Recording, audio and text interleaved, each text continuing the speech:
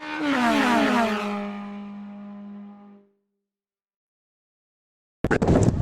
I'm Alan Boyston from VVV Gamer, and you're joining me here today at Thruxton Racetrack, where we're going to be meeting Tiff Needell, go for a few laps and talk about the upcoming Supercar Challenge, as well as some of his interesting career.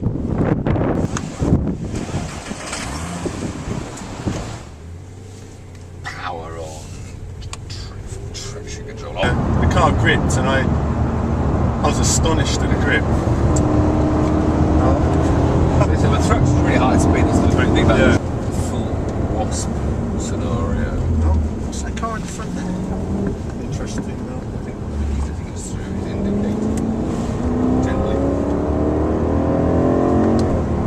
Single seat systems. High take one, and then whoa, what a bit of a slide, and then hit the curb. Oh, you'll get in trouble for that.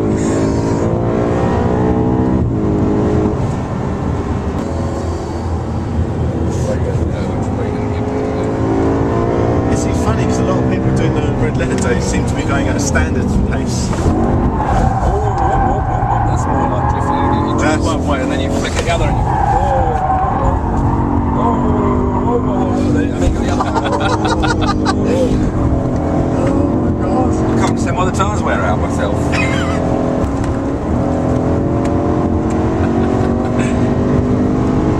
Well, this is the corner you have to last lap of the race and you've got to get through it. You've got everyone up your arse, you've got plates behind you. Got to get through it perfectly. As soon as you're through the other side, when you move, you chop across the block.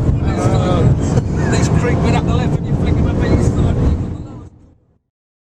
Go for it. Well, I've just got out of the car now with Tiff Needell. We've done 3 laps of the Thruxton circuit, warming our tyres up, really getting a feel for the track before we put the pedal to the metal, and some decent power slides too. I have to say it was a magnificent experience, and certainly a chance of a lifetime. What a fantastic driver. I'm looking forward now to really getting a decent interview with the man.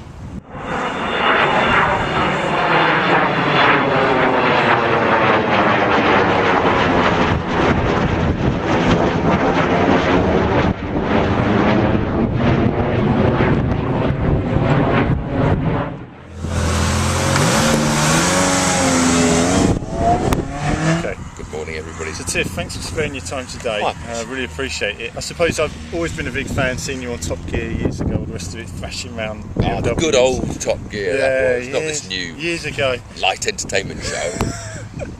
So me, I took all the money I'd saved as a schoolboy, doing petrol pump in the winter and being a postman, and go, as soon as I was 17, left school, went to the racing driving school at Brands Hatch and paid my money to go round Brands Hatch, little singles. A bit like what people are doing today at Thruxton, where we are. Yeah. Just paying for that initial trial you can buy on a red letter day nowadays or whatever. And then I started doing some school races with all the money I had, just to sort of try and meet someone that would buy me a racing car and make me a proper racing driver. So from there, you went in your Formula Ford, you won your Formula Ford car. How did you get on once you got? Well, then I smashed and crashed Formula Fords around Britain for about 5 years.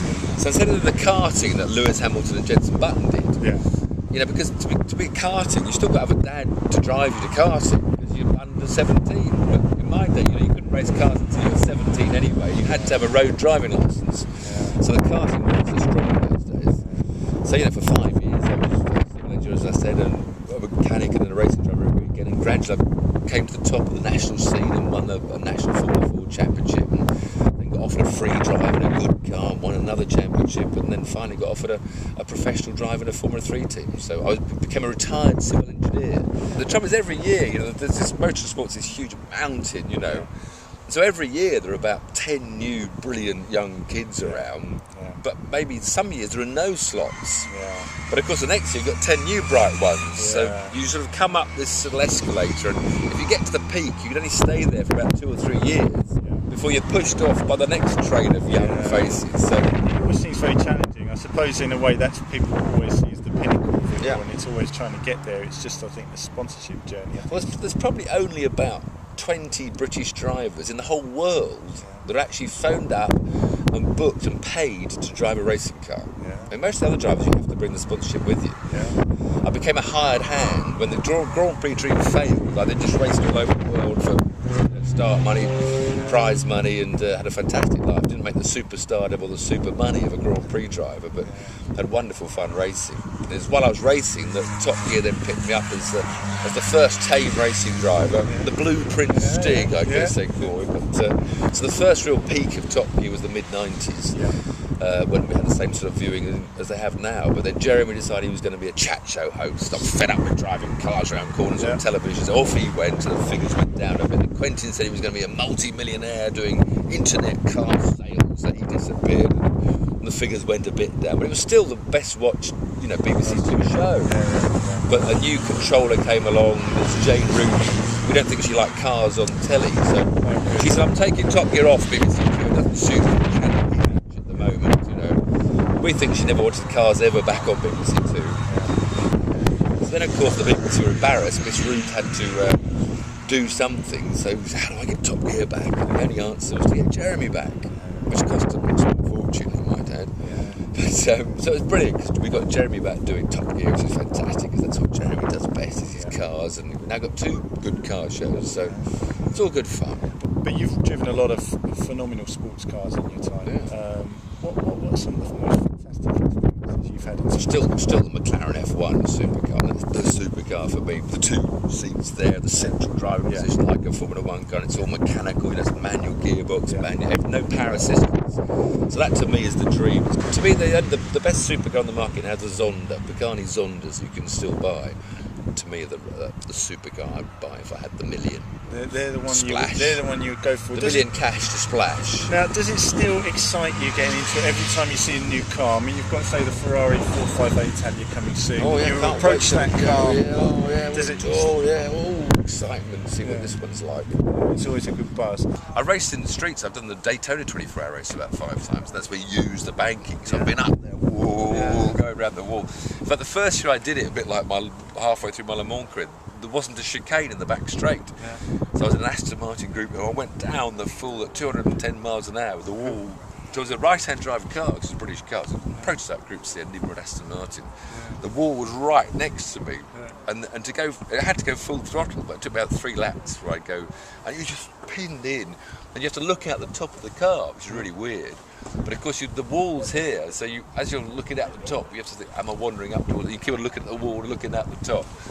It's quite, and it was so tight, of course, it's a lot of steering lock, it's not, it doesn't go around automatically, and the arms got tired. And I remember wedging my elbow under the steering wheel at one stage, just to keep the lock on going around the bank. That sounds, if you're that tired, you're as strong as you were at racing. Well, nowadays they're so much fitter. In my day we weren't, to be honest, we were terrible. We used to go out and talk to girls and drink beer. Not anymore. Things like that, we got doing your triathlons. Nobody got so fit, which is why we used to do 1-hour stints. That's why Mansell was pulled out of the car. Remember, Mansell, Senna even. You haven't got to go that far in Grand Prix racing. Kick out. They were all knackered. Alan Prost, only 20 years ago. Looking to the future, what's the thing you haven't done you want to do? Oh, that's tricky. See, I'd like to have been a parachutist, but I've decided maybe my knees are a bit, I'd like to have surfed a big wave. I think that's tremendously cool. But in the automotive world, you've done the pinnacle, automotive you've done everything. World, I think I've done everything in the automotive. I just want to keep on driving, because I'll never stop driving cars. It's taxis here. Taxis here. Well, as I will say, I still believe that you're a Stig at some point, even if you don't admit it. Fictitious program. Anyway, nice to meet you. Nice to meet you very much. Yeah, brilliant.